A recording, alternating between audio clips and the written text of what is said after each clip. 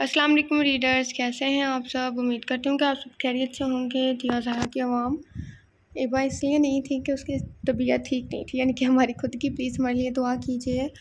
और welcome to या Zahra novels. Please channel को सब्सक्राइब करके बेल आइकन को प्रेस करते हैं। सब्सक्राइबर पहले ठीक से आ रहे थे, अब कम हो रहे हैं। सो प्लीज़ कहने की ज़रूरत ना हो। और आप लोग इतने लोग नावल रीड करते हैं, प्लीज़ कमेंट भी किया करें। Novel mister possessive love episode 43 दिया ज़हरा नावल। ओके, आप इसको कॉपी पेस्ट कर सकते हैं। जब इनका नावल कंप्लीट हो जाए तब आप अपने चैनल पे दे सकते हैं। उससे पहले कोशिश करें कि मत दें प्लीज़, फिर मत कहिएगा इशू आया। जब कंप्लीट हो जाए इनके नाम के साथ आप दे सकते हैं, और नावल का नाम भी मत हटाइएगा। तुम कभी खड़े हुए हो ऐसे दोराहे पर जहाँ तुम्हें किसी से मोहब्बत हो, बेइंतहा मोहब्बत हो, और तुम्हें इसे इज़्ज़त नफ्स की खातर छोड़ना पड़े। अक्सरियत छोड़ देती है मोहब्बत को, और जो नहीं छोड़ पाते दरहकीकत मोहब्बत उन्होंने की होती है। पता है क्यों? क्योंकि मोहब्बत तो अंधी साबित हुई है आज तक। फिर इसे इज़्ज़त नफ्स कैसे दिखाई दी? पता है वे लोग कौन होते हैं जो अंधी मोहब्बत करते हैं? जो जहनी तौर पर ना समझ हो। हाँ, वही अंधी मोहब्बत कर सकते हैं। अंधी मोहब्बत समझदार लोगों के बस की बात नहीं। वो तो बराबरी चाहते हैं और मोहब्बत ज़रूर करते हैं, लेकिन समझदार होकर। हीर साविया ने इससे अंधी मोहब्बत की थी 4 साल पहले 16 साल की उम्र में, और अब वो 4 साल बाद 20 साल की उम्र में भी वो मोहब्बत करती थी। लेकिन फ़र्क सिर्फ इतना था कि अब वो अंधी मोहब्बत के हक़ में ना थी। इसका दिल इसे उकसा रहा था वो इज़्ज़त नफ्स को कुचल डाले, लेकिन दिमाग इसे बता रहा था समझदार से मोहब्बत करो हीर साविया। छोटी लड़की। ख्यालात के तसलसल को इस आवाज़ ने तोड़ा जिसके ख्यालात में वो खोई थी। ड्रेसिंग के मिरर पर नज़र डालती इसने दरवाजे में खड़े शख्स को देखा। आओ तुम्हें पार्लर छोड़ाऊँ। जबड़े पीछे इसने शीशे में नज़र आते इसके अक्स को देखते कहा। इसके लफ्ज़ों इसके लहजे को महसूस करते हीर साविया की नज़रें धुंधला गईं। तो गोया नए सफ़र के आगाज़ में भी वो शख्स इसे तकलीफ़ देगा। मैं खुद चली जाऊँगी, आप मेहमान हैं, मेहमानों के साथ बैठे जाकर।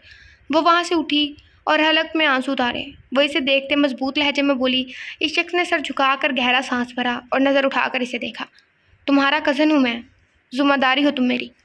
इस छोटी लड़की को देखते इसने संजीदगी से जवाब दिया, जो हाथ में छोटा सा बैग पकड़े बाहर जा रही थी। इस वक्त वो आम से घर के कपड़ों में थी। इसके चेहरे पर कोई रूप, कोई रौनक ना थी। रौनक के ज़बरदस्ती जोड़े के रिश्तों में नहीं पाई जाती। मोहब्बत ठीक है ही कर्ज उतार दो। इसने बाहर जाते हीर साविया का हाथ जकड़ा था और वही साकित हो गई। इसे लगा जैसे गले में कोई फंदा सा अटक गया हो। इसने गर्दन मोड़कर इस शख्स के चौड़े शानों को देखा। वह सफ़ेद सूट में कंधों पर भूरे रंग की शाल ओढ़े खड़ा था। इसके पुरकशिश चेहरे में अगर कोई नकोश वाज़ा था तो इसकी वो सुर्खी माइल क्रिस्टल ग्रे आंखें थी जिनकी चमक मांद पड़ी थी। सब ख़त्म कर रही हो तो सलीके से करो, आखिरी मोहब्बत को भी तमाम करो, मुझ पर क़यामत लेकर आओ। इसके हाथ पर गिरफ्त सख्त करते इसने सुरख हुई आंखों से इसे देखा। इसकी आखिरी बात पर हीर साविया का सांस सीने में उलझ गया। वो इसे देखती रह गई। फक्त चलो। इसने अपने कंधे से शाल उतारी और इसके कंधों पर अच्छे से फैला दी थी। एक खुशबुओं का रेला हीर साविया के वजूद से टकरा गया। वो इसीलिए बाहर निकल गया। वो बस इसके साथ खींच रही थी। वो इसे इख्तिताम की तरफ लेकर जा रहा था, हर तल्लुक तमाम करने। वो इसे तमाम लोगों के दरमियान से बाहर ले आया था। इसे गाड़ी में बिठाते वो खुद ड्राइविंग सीट पर बैठा था, जबकि कुछ फासले पर खड़े ज़ारून खान की आंखों में खून सा उतरा था। इसने सख्त नज़र गाड़ी में डाली और सख्ती से लब खींच लिए। गाड़ी में मुकम्मल खामोशी थी। तकरीबन 20 मिनट बाद इसने पार्लर के बाद बाहर गाड़ी रोकी थी। हीर साविया ने एक सरसरी सी नज़र इस पर डाली और गाड़ी का दरवाज़ा खोलते बाहर निकल गई। तो मेरी सज़ा खुद क्यों भुगत रही हो? इतनी मोहब्बत अच्छी नहीं होती हीर साविया। इसकी पुश्त को देखते वो अजीब से लहजे में बोला था। गाड़ी से बाहर निकलते हीर साविया वहीं जम गई। इसने सख्ती से लब खींच लिए, गोया इसे इल्म था इसकी बेपनाह मोहब्बत का। आज भी तुम्हारे लिए वो बेहतर नहीं है हीर साविया। इसकी पुश्त को देखते गोया इसने वो बात बताई थी जो इसके इल्म में थी। हीर साविया ने कई बार पलकें झपकाई और आंसू को पीछे धकेल दिया। वो पलट गई और अवान खान को देखा। मुझे बेहतरीन शख्सियात रास भी नहीं आती। इसके लब लर्ज उठे थे तकलीफ से। इसकी आंखों में कुछ चमका था, शायद आंसू। कज़न होने की जिम्मेदारी निभा रहे हैं तो मेरा निकाह मुकम्मल होने दीजिएगा। मैं एक बार फिर अधूरी दुल्हन नहीं बनना चाहती। वो ज़बत से बोल गई। वो अटकी थी, इसकी ज़ुबान लड़खड़ा गई थी। इसे लगा जैसे चंद लफ्ज़ों ने इसे 4 साल पहले वापस इस रात में खींच लिया हो, इस अज़ियत भरी रात के सहर में। कुछ पल का इंतज़ार है हीर ज़ावियार, मैं तुम्हें एक क़यामत से बचा लूँगा जो तुम पर गुजरेगी। इसने स्टीयरिंग पर गिरफ्त सख्त की और भींचे लबों से लफ्ज़ अदा किए। वो इसे नज़रें उठाए देखने लगी। जो क़यामत की ज़द में आपका वजूद करते, फिर वो मुहाफ़िज़ नहीं बना करते खान। इसकी आंख से आंसू बगावत करता गाल पर फिसल गया। इसने हाथ की पुश्ते से आंसू साफ किया। अवान खान इसे देखता रह गया। मैं तुम्हें लेने आऊँगा हीर ज़ावियार, मेरा इंतज़ार करना छोटी लड़की। इस पर एक नज़र डालते इसने गाड़ी स्टार्ट की और वहाँ से निकालते सड़क पर डाली। इसके चेहरे पर गहरी संजीदगी छा गई, जबकि वो पार्लर में इंटर कर गई थी। हाँ, कंफर्म करो, वो वही है क्या? मोबाइल कान से लगाते इसने दूसरी जानिब मौजूद लड़के को संजीदगी से कहा। इससे बार बेहतर है कि वो हाथ लग जाए। दूसरी जानिब से जवाब पाते इसने गाड़ी की स्पीड तेज़ की थी। इसके जहन में बेख्तियार इस लड़की का सरापा घूम गया। मैं तुम्हें इस मर्तबा बचा लूँगा हीर ज़ावियार, इसने स्टीयरिंग पर गिरफ्त सख्त करते ठोस लहजे में कहा। इसके माथे पर बल उभरे थे। वो जबड़े बुरी तरह पींच गया। वो घर में तैयारियां कर देख रहा था। इसका ध्यान सेकंड फ्लोर के राइट साइड बने सेकंड रूम के बंद दरवाजे की तरफ था। इसे पता था ये सब आर्जी है। क्या वो इसे नुकसान पहुंचाने वाले के हवाले कर देता इतनी आसानी से? हरगिज़ नहीं। Mom, dad, I am sorry, आपने माँ बाप के सामने नज़रें झुकाए इसने शर्मिंदगी से कहा था, जो इससे मुंह मोड़े बैठे थे, जबकि अरसम खान इनके साथ ही बैठा था। जो वालदैन का दिल दुखाए, वालदैन इसके लिए बद्दुआ नहीं करते अवान, लेकिन खुदा इससे खुद ही हिसाब ले लेता है। खुदा एहसास दिला देता है। खुश रहो तुम। इसकी माँ इसे देखते फीकी मुस्कुराहट से बोलती वहाँ से उठ गई। इसने शर्मिंदगी से इनकी दूर जाती पुश्त को देखा। इसके डैड भी उठकर चले गए तो अवान खान ने ज़ावियार साहब को देखा। वक्त हर किसी को दूसरा मौका नहीं देता। अरज़म को उठाते उन्होंने इसके पास से गुजरते इसके कंधे पर हाथ रखा। वो सर झुका गया। वक्त ही मरहम है और वक्त ही जहर है। वक्त आपके जख्मों पर वक्त पर या तो मरहम रखता है या जहर। इसने कलाई में बंदी घड़ी की तरफ देखा। इसे अपनी कजिन को पार्लर से पिक करने जाना था। इसने आखिरी नज़र इस कमरे के बंद दरवाजे पर डाली। कुछ करीबी मेहमान हाल में ही जमा खुशखबरियों में मसरूफ थे। वहाँ हर तरफ शोर ही शोर था। जब दहलीज पर खड़े एक मुलाजिम की आवाज़ पर कुछ लोगों ने पलटकर इसकी तरफ देखा और फिर वापस अपनी बातों में मसरूफ हो गए, जबकि अवान खान के कदम इस मुलाजिम की तरफ उठे। ये पार्सल आया है बड़े साहब के लिए, मुलाजिम ने एक बॉक्स इसकी तरफ बढ़ाते अदब से कहा। अवान ने वो पार्सल पकड़ा और इसे देखते वो सर हिलाता अंदर की जानिब बढ़ गया। चाचू, आपके लिए पार्सल आया है। अरज़म, बाहर खेलो जाकर। एक कमरे में दाखिल होते इसने ज़ावियार साहब को देखते कहा, जो अरज़म को गोद में लिए अपने भाई से बातों में मसरूफ थे। अरज़म इनकी गोद से उतरते बाहर निकल गया। अवान ने अपने वालिदैन को देखा, जो चेहरे पर सख्ती लिए बैठे थे।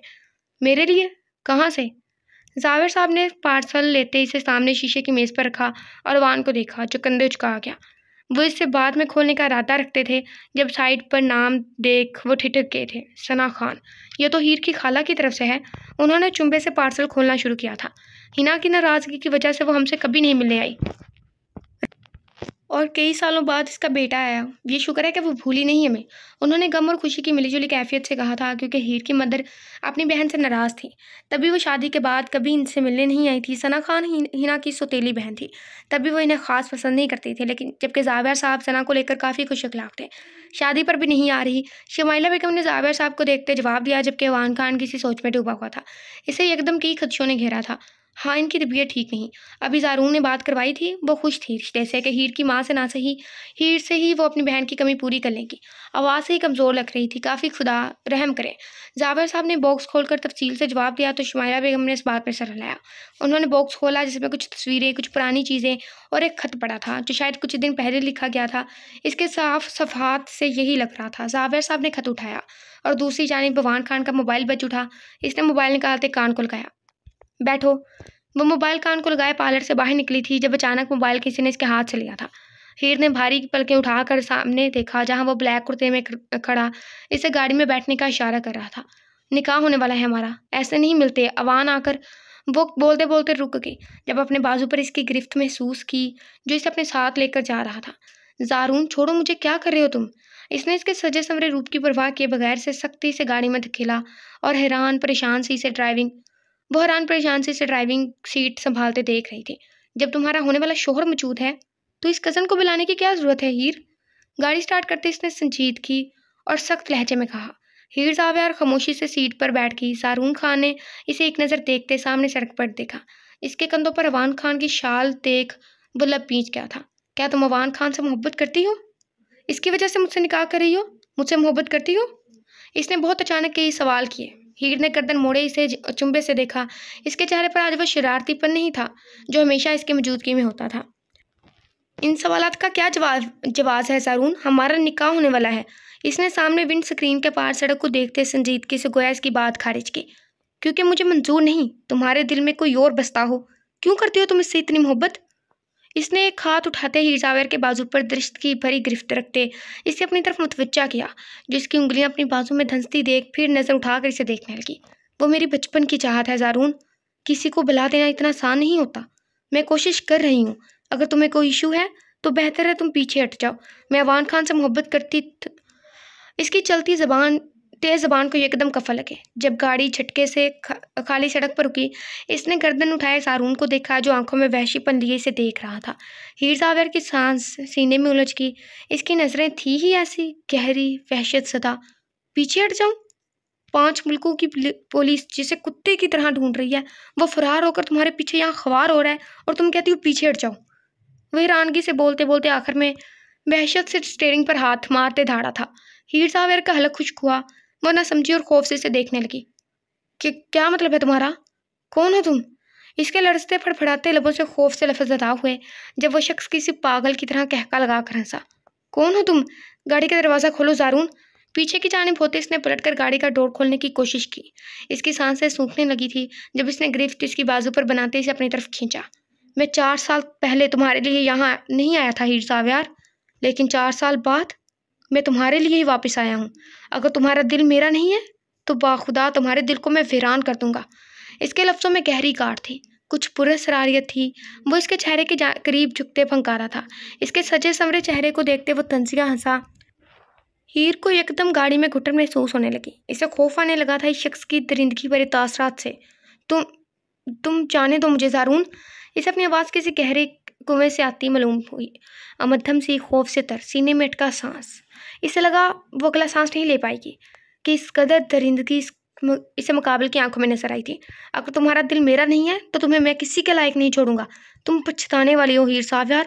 मुझसे मोहब्बत ना करने पर तुम पछताने वाली हो। इसने डैशबोर्ड से गन निकाली थी। हीर ज़ावेर की आंखें फैल गई। वो साकित होगी। रीढ़ की हड्डी में सनसनी से दौड़ गई। वो कुछ बोल नहीं पाई। वो इसे फक्त देखने लगी थी। तुम मुजरिम की मोहब्बत से वाकिफ़ नहीं हो हीर ज़ावेर। एक मुजरिम को इसकी मोहब्बत ना मिले तो वो जुर्म करता है, और मैं अधूरी मोहब्बत का कायल नहीं हूँ। तुम पूरी तरह मेरी नहीं बन सकी तो मैं तुम्हें ज़रा बराबर भी किसी के लिए नहीं छोड़ूंगा। इसने रिवॉल्वर इसकी जानिब करते लफ्ज़ों पर दबाव देते कहा। वो इस वक्त सख्त गुस्से में था। वो पागल लग रहा था जैसे वो वाकई जहनी मरीज था। हीर पीछे को हुई थी। इसने नफ़ी में सर हिलाया और गाड़ी का डोर खोलने की कोशिश करने लगी। इसकी आंखों से आंसू बहने लगे थे। अवान खान डोर खोलने की कोशिश में इसके लब धीरे से फड़फड़ाए। वो कहकर गया था मेरा इंतज़ार करना, और हीर ज़ावेर ने इसका इंतज़ार नहीं किया जिसका खामियाजा भी से उठाना था। मैं तुम्हें क़यामत से बचा लूँगा। वो धूरा जुमला इसके कानों में पिघले शीशे की तरह ढेरा गया। इसकी हिचकी बंद गई। वो शिद्दत से रोती जबकि इसकी हालत पर ज़ारून खान का कहका बुलंद हुआ। वो एक साइको किलर था और पागल शख्स की मोहब्बत को समझते हो तुम? वो इस हद तक पागल होते हैं कि खुद की चीज़ों को जलाने से भी गुरेज नहीं करते। खान वो डोर पर हाथ मारती रोते हुए चीखी थी जब ज़ारून खान का कहका यकदम बंद हुआ। इसने शदीद गुस्से से हीर ज़ावेर की पुश्त को देखा। इसके जिस्म में लावा सा उभरा। वो कुछ नहीं लगता तुम्हारा। इसने चीखते हीर ज़ावेर के सर पर रिवॉल्वर की बैग जोर से मारी। हीर ज़ावेर को अपना सर चकराता हुआ महसूस हुआ। इसके हलक में कांटे चुभे। वो वहीं सीट पर ढलक गई थी। तुमने गुनाह किया है। मेरी होने वाली हो फिर कोई गैर मर्द को क्यों बुला रही हो? सज़ा मिलेगी सज़ा। फिर मैं तुम्हें माफ़ करूँगा, ठीक है? इसके सजे संवरे चेहरे को देखते इस पागल शख्स ने इसकी गाल पर हाथ रखते बच्चों की तरह कहा। इसका लहजा, इसका अंदाज एकदम धीमा पड़ गया। वो यूं बोल रहा था जैसे छोटा बच्चा बोलता है। गोया वो पागल था, एक पागल शख्स जिसकी कैद में वो छोटी लड़की थी। इसने गाड़ी स्टार्ट की और हीर ज़ावेर के बचते मोबाइल को देखा जिस पर अवान खान का नंबर झकमगा रहा था। इसने फिर बुरी तरह दांत पीसे और एक सन्नाटेदार थप्पड़ चीखते हुए हीर ज़ावेर के चेहरे पर चढ़ दिया। इसे परवाह नहीं थी वो बेहोश है या इसके सर से खून निकल रहा है या नहीं। वो तो बस पागल हो रहा था, और पागल लोग किसी की परवाह नहीं करते। जारी है। लेकिन प्लीज़ एपिसोड को शेयर करें। एटलीस्ट 20 शेयर होने चाहिए। और इसके साथ एक और एपिसोड है हमारे पास, एपिसोड नंबर 44। ओके, राइटर ने लिखा है, राय देना आपका हक है, लेकिन लिखेंगे वही जो शुरू से सोचा था। ज़ारून का किरदार शुरू से नेगेटिव था। हमने किसी के लिए इसे मस्बत नहीं किया। आपसे चाहत है, वजाहत दे रहे हैं, वरना ये भी ना देते। खुश रहें और फॉलो करते जाएं पेज को। इनके हाथों से वो सफ़ेद कागज़ नीचे गिर गया। वो हैरान रह गए थे। शहराज साहब इनकी जानें बढ़े, जबकि शुमाइला बेगम भी हैरानगी से इन्हें देखने लगी थी। चाचू क्या हुआ? वो जो बाहर बार बार हीर का नंबर ट्राई कर रहा था, लेकिन नो रिस्पॉन्स शो हो रहा था। वो वापस कमरे में आया, जहाँ इन सबको हैरान देख इसने किसी खदशे के तहत पूछा, सना, हीर की खाला और इसका बेटा? वो बोलते बोलते रुक गए। ज़बान पर जैसे कफल लग गया था। इतना बड़ा धोखा! आखिर किस कदर शातिर अंदाज में धोखा दिया गया था। अवान इनकी तरफ बढ़ा और इन्हें कंधों से पकड़ते झंझोड़ा था। चाचू क्या हुआ सना खान के बेटे को? सना खाला के बेटे को? ये 44 एपिसोड है, ठीक है, 2 एपिसोड दिए हैं। इसकी छठी हिस्स ने बहुत कुछ गलत होने का इशारा किया, गोया वो तमाम बातें सच होने जा रही थी। सना और इसका बेटा 4 साल पहले मर चुके हैं। उन्होंने गोया इन तमाम नफूस के सरों पर आसमान गिरा दिया। गोया सबका जिसका खदशा था, इस शख्स को वो सच साबित हुआ। लेकिन इसने इस तरह तो नहीं सोचा था। ये इनके हमसाये ने भेजा है। इनके पास हमारा पता नहीं था और 15 दिन पहले ही इनका घर चैरिटी के हिस्से में आया है। तब इन्हें घर की सफाई करते ये बॉक्स मिला। जावेर साहब ने खत में लिखे अल्फाज अदा किए। वो गिनने के अंदाज में सोफे पर बैठ गए। फिर ज़ारून खान कौन है? इनका सांस सीने में अटक गया। माथे पर पसीने के कतरे चमके। वो तो कभी नहीं मिले थे सना खान के बेटे से। एक बार बचपन में देखा था। फिर कैसे उन्होंने यकीन कर लिया? वो शख्स कौन था? फिर क्यों आया था यहाँ? हमें कई बार बताने की कोशिश की गई, लेकिन हमें तो कोई इन्फॉर्मेशन नहीं पहुंची सना खान की डेथ की। कैसे? जावेर साहब शदीद चेहरा लिए बैठे थे, जबकि इवान खान ने मुट्ठियां पींची थी। इसे लगा था हीर का कज़न गलत है, लेकिन वो तो हीर का कज़न था ही नहीं। हीर कहाँ है? वो अभी तक नहीं आई। जावेर साहब इधर उधर देखते तेजी से बोले, ये सब हो क्या रहा था? इन्हें समझ क्यों नहीं आ रहा था? शहराज साहब ने इनके कंधे पर हाथ रखा। इतना बड़ा धोखा क्यों आखिर? अवान खान का मोबाइल एक बार फिर बज उठा था और क़यामत खेज मंजर लाने के लिए इसने मोबाइल निकालते हीर जावेर का नंबर देखते हलक तर करते मोबाइल कान को लगाया। हीर, वो डरते डरते बोला। इसे पहली बार खौफ महसूस हुआ, किसी को खो देने का खौफ। इतनी तड़प? दूसरी जानिब वो एक बड़े से मेज़ पर बैठे ठंडी या भरते बोला था, ज़ारून खान, हीर कहाँ है? इसके आवाज़ सुनते अवान की गिरफ्त मोबाइल पर सख्त हो गई, जबकि दूसरी तरफ वो पागलों की तरह तंजिया मुस्कुराया। चीखें सुनोगे इसकी?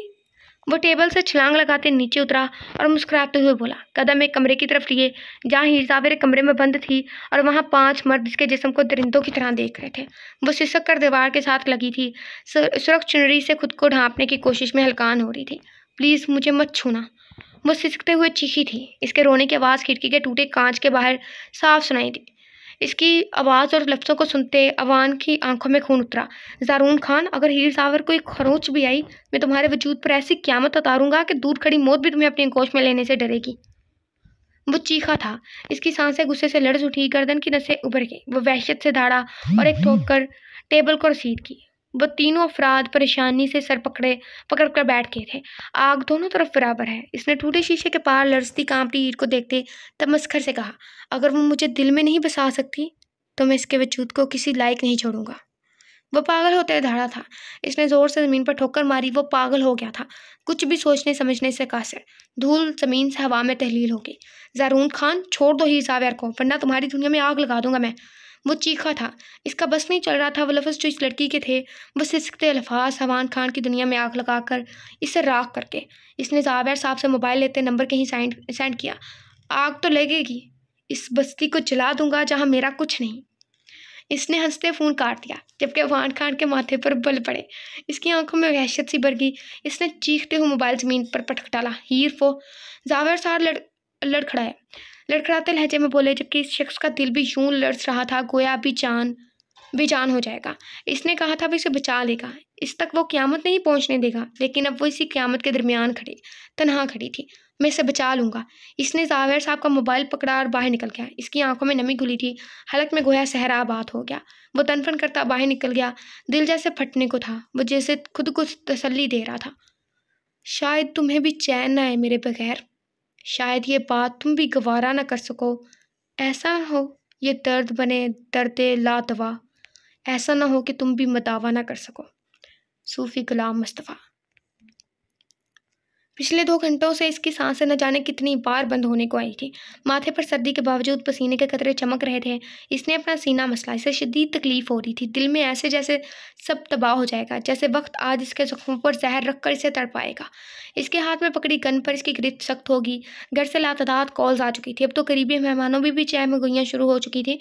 करीबी लोग ज़्यादा तकलीफ देते हैं, बाहरी रिश्तों को तो दुखती रग का इल्म नहीं होता ना। वो एक कारखाने के सामने उतरे थे। पुलिस फोर्स इसके साथ आगे बढ़ी थी। गाड़ियों के सायरन से शायद अंदर मौजूद लोगों में हलचल मची थी। अपनी जान की परवाह किए बगैर वो आगे बढ़ा था। पुलिस की तरफ से फायरिंग हुई थी। वो लोग छुपते छुपाते बाहर निकल रहे थे। वहाँ ज़्यादा लोग नहीं थे। वो तेज़ी से आगे बढ़ गया था।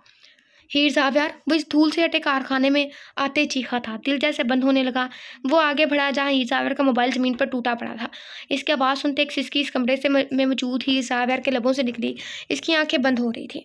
ज़ारून खान, वो इस जानती होता चीखा था। वो पागल शख्स वहाँ नहीं था, वो तो फरार हो गया था फिर से। लेकिन इस बार इसने फरार होने से पहले अवान खान का बहुत बड़ा और भारी नुकसान किया था। कुछ लोगों की मध्यम आवाज़ों पर वो जुनून खेजी से जाने बढ़ा। इसने टांग दरवाजे पर रसीद करते पहले से खोखले दरवाजे को तोड़ा था। इन आदमियों ने पलट कर देखा। सामने खड़े शख्स को वो नहीं जानते थे, लेकिन इसकी हैवान आंखों को देखते वो सहम गए थे। इसने इस कमरे को देखा जहाँ ज़मीन पर वो लड़की दीवार के साथ बैठी थी। इसका सुर्ख जोड़ा जगह जगह से फटा हुआ था। काजल आंखों के किनारे फैल गया था। सुर्ख लिपस्टिक लबों के किनारों से थोड़ी थोड़ी तक फैली थी। बाल बिखरे हुए थे और वो शाल जो इसने इसके कंधों पर फैलाई थी वो उतर गई थी। इसकी इज्जत बेआबरू हो चुकी थी। इस लड़की ने नज़र उठाकर सामने देखा और अवान खान, इसे लगा सांसें तमाम हो गई हैं। वीरान आंखों को देखते इसे लगा रूह पर कोड़े बरसाए जा रहे हैं, जख्म गहरे होते जा रहे हैं।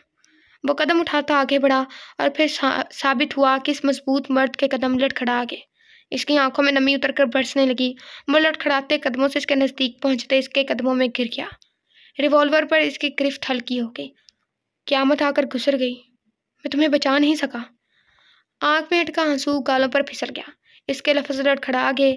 इस लड़की ने लब भींचते इसे देखा और फिर वो धाड़े मार मार कर रोने लगी थी, इतनी शिद्दत से कि अवान खान को लगा कि असल क़यामत तो भाई है। ओए निकल, एक आदमी पीछे से दूसरे को इशारा करते बोला। वो लोग तेज़ी से बाहर निकलने लगे थे जब इसने रोते हुए शख्स ने गर्दन मोड़कर हैवानियत से इन्हें देखा। वो तेज़ी से रिवॉल्वर उठाते इस मर्द की जानिब बढ़ा। इसने इसका गिरबान पकड़ते इसे दीवार के साथ लगाते इसकी आंख के नज़दीक रिवॉल्वर रखते फायर किया था। इस आदमी की आंख से होती गोली दिमाग के पीछे से निकली थी। प्लीज़ मत छू मुझे। वो शिद्दत से रोते अपने हाथों को मसलने लगी थी। वो अपने हाथों को खुरचने लगी थी जहाँ पहले ही खराशें थी। अवान ने देखा इसके चेहरे पर उंगलियों के निशान भासिया थे। वो आगे बढ़ते अपनी शाल उठाते इसके वजूद पर देता इसे ढांप गया था। इसके गले में फांस अटकी थी।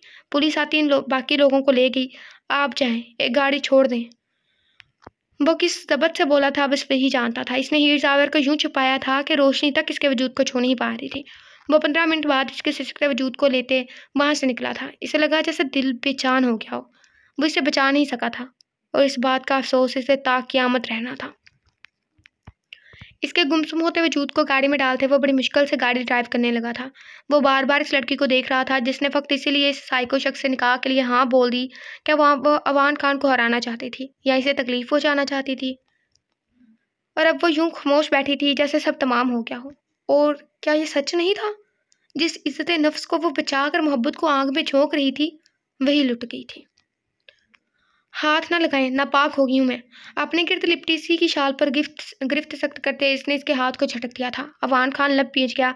वो कितने कारदार लफ्ज़ थे। इसके सीने में तकलीफ उठी थी। वो ज़ोर से आंखें मीच गया। बकवास बंद करो। इसकी हालत की परवाह किए बगैर वो दरिश्तगी से बोला था। इसके खुद के अल्फाज असद कमज़ोर साबित हुए थे। वो इसका हाथ पकड़ते चलने लगा जबकि वो अपना हाथ इसके गिरफ्त से आज़ाद करवाने की कोशिश करने लगी। इससे तकलीफ़ हो रही थी जिस्म पर लगे ज़ख्मों के बायस नहीं, इससे तकलीफ़ हो रही थी रूह पर लगे ज़ख्मों के बायस। वो फिर से अधूरी दुल्हन थी और इस बार दाव पर सबसे भारी चीज़ लगी थी, इज्जत। वो दहलीज पर रुक गई। कदम आगे जाने से इनकारी हो गए। आंसू आंख से गिरकर ज़मीन बोस हो गया। अवान खान ने पलट कर इसे देखा। हीर बेटा। हाल में खड़े ज़ाविर साहब ने इसे देखा। वो आगे बढ़े और फिर रुक गए। उन्होंने इसके लड़ते वजूद को देखा और अवान खान की नज़रों को, वो नज़रें जिन्हें वो चुरा रहा था। वो लब पींच के आंखों में नमी घुल गई। वो शिकस्ता कदम उठाते आगे बढ़े और इसे सीने में भींचा। शाल इसके कंधों से खिसकती ज़मीन बोस होगी। वो अपने बाप के गले लगे शिद्दत से सिसक उठी जिनकी खुद की आंखों में पानी था। वहाँ खड़े चंद लोग हैरानगी से इसके वजूद को देखने लगे।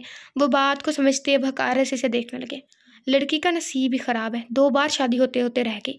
वहाँ खड़ी एक औरत ने अफसोस जाहिर किया था। लेकिन लोग क्यों नहीं समझते, वो अफसोस जो वो जाहिर करते हैं वो भी जख्मों पर भारी होता है, वो भी जख्मों को हरा करता है। चाचू, अवान खान ने जावेर साहब के कंधे पर हाथ रखा।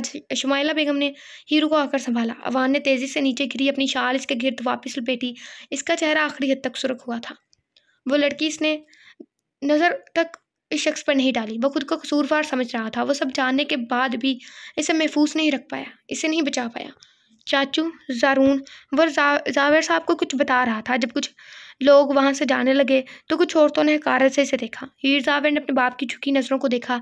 इसका दिल क्या वो खुद को ख़त्म कर ले। इतना भी आज़ाद नहीं छोड़ना चाहिए बेटी को। इतनी बार जावेर भाई को कहा था। और फिर एक हिचकी इसके लबों से आज़ाद होगी। वो अल्फाज थे क्या? नहीं, वो अल्फाज नहीं थे, वो खंजर थे जो रूह पर चलाए गए। तो गोया साबित हुआ, गलत जिसके साथ मर्जी हुआ हो, कसूर हमेशा लड़की का होता है। पता है वालिदैन हम पर पाबंदियाँ नहीं लगाते, वो तो हमें महफूज रखते हैं। बाप आप पर सख्ती नहीं करता, वो आपको ज़माने की सख्ती से बचाता है। वो आप पर शक नहीं करता, वो तो आपकी तरफ उठने वाली गलत निगाह पर शक करता है।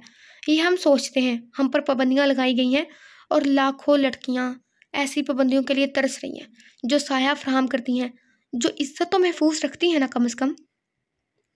लोग इसके बाप को अफसोस से देख कर जा रहे थे और वो अपने बाप की आंखों में चमकती नमी को देख रही थी। दिल क्या काश वह यही तमाम हो जाए, लेकिन काश।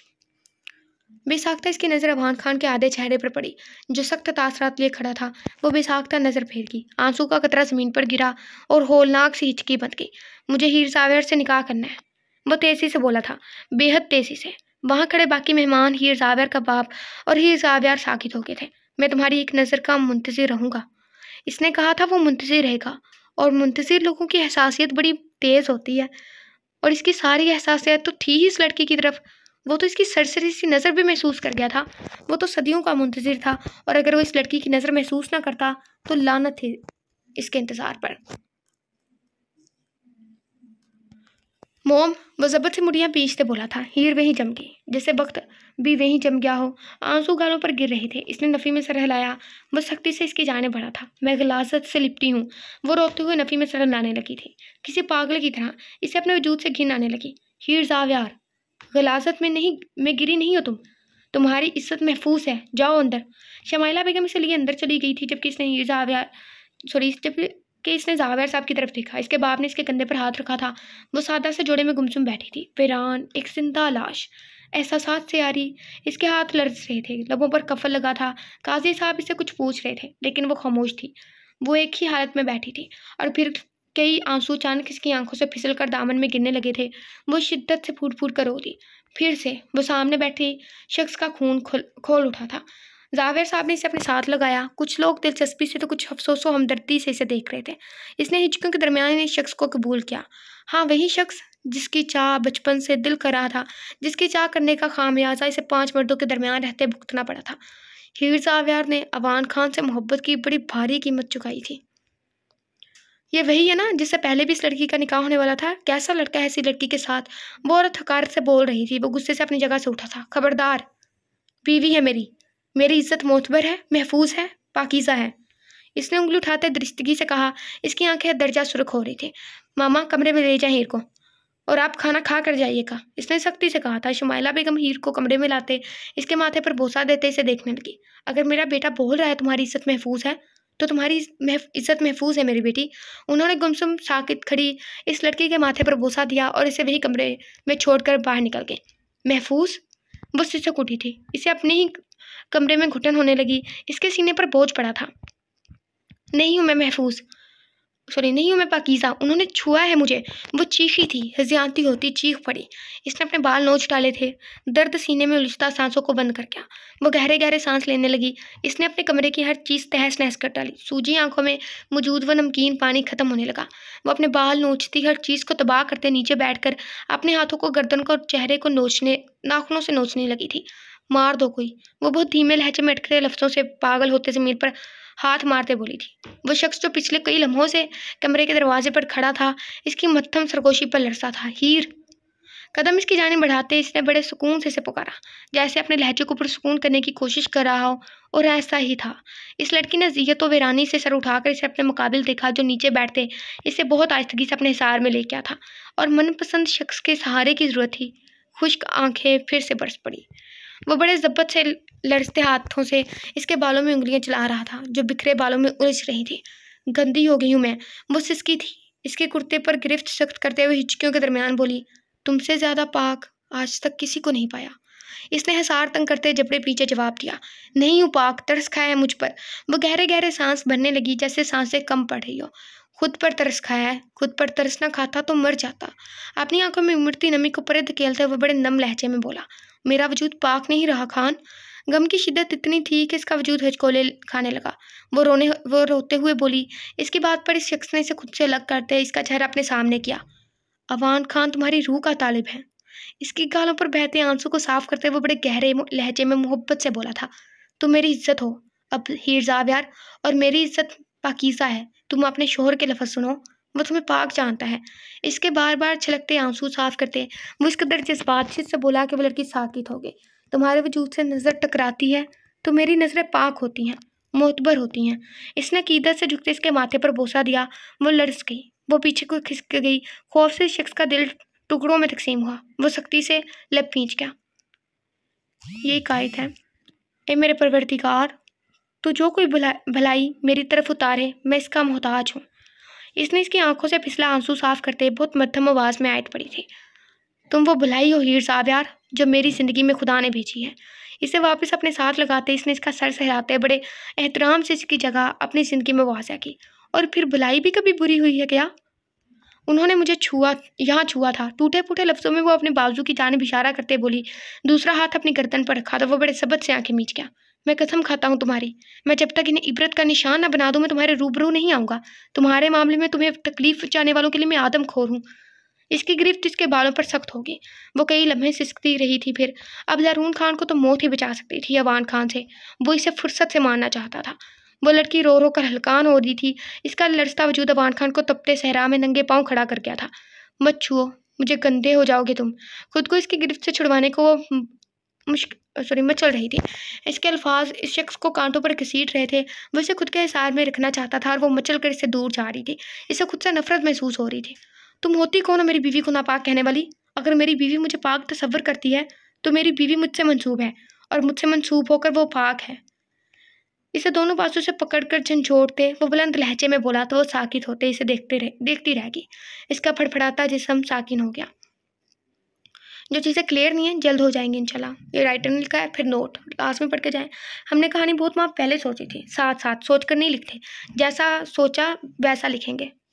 एक्चुअली जो राइटर दिया सारा है ना, वो प्लॉट पहले सोच लेती हैं, तो स्टोरी प्लॉट सोच लेती हैं, डायलॉग्स वगैरह बाद में सोचते हैं, लेकिन स्टोरी प्लॉट सोच लेते हैं। आपकी राय का एहतराम है, लेकिन जब सब क्लियर हो जाएगा तब अगर किसी ने कहा हम गलत हैं, सॉरी, हम इन्हें पहली फुर्सत में ब्लॉक करेंगे। जो बगैर कुछ जाने बोल रहे हैं, हमारे जहन में आपका बिस्तर नहीं लगा, सो ध्यान से हमें लिखने दें। आप नहीं पढ़ना चाहते, ये आप पर मुनस्सर है। शुक्रिया। शेयर करें दोनों एपिसोड को, दो एक साथ आ गई। उम्मीद है शिकवा कम हुआ होगा। चला कुछ दिया। ओके, इस एपिसोड में हमें सबसे ज़्यादा क्या चीज़ें, मतलब पॉइंट आउट जो चीज़ें लगी ना, वही है। सबसे पहले मेरा इंतज़ार करना, मैं तुम्हें बचाने आऊँगा, मेरा इंतज़ार करना। ये वाला एक डायलॉग था। एक डायलॉग क़यामत आकर गुजर गई और मैं तुम्हें बचा नहीं सका, ये। और दूसरा वो, अगर वो उसकी सरसरी नज़र को भी अपने ऊपर महसूस ना कर पाए तो लानत है उसके इंतज़ार पर। एक ये, और फिर आगे आकर, और भलाई भी कभी बुरी हुई है क्या? तुम वो भलाई हो हीर ज़ावियार जो खुदा ने मेरी तरफ भेजी है, ये वाला। और मतलब ऐसे कुछ डायलॉग्स थे और ऐसे कुछ वर्डिंग भी थे। जब हीर ज़ावियार का एक वर्ड था कि उसने मोहब्बत को आग में झोंक कर इज़्ज़त नफ्स को चुना, और आज उसने इज़्ज़त नफ्स को भी खो दिया, ऐसा कुछ था।